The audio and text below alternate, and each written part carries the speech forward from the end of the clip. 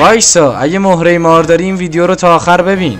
برای اینکه این بنر رو درست بکنیم و تقدیم دوستانی که مهره مار دارن بکنیم، میای اینجا رنگ بنر به رنگ موز رو میذاری تو جا بنری و رنگ سبز رو میذاری تو جا رنگی. نصف صفحه رو سبز میکنی، سبز. خب بعد رنگ صورتی رو میذاری و میای دست راست صفحه رو صورتی میکنی، فرقی نداره، یا دست چپش. حالا ما همین دست چپش رو صورتی میکنیم.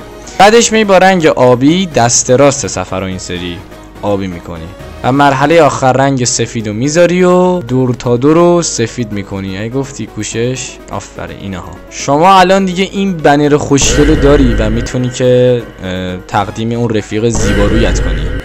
اگه مهره مار داری لایک کن، اگه نداری ساب کن. دستامون هم نجس شد.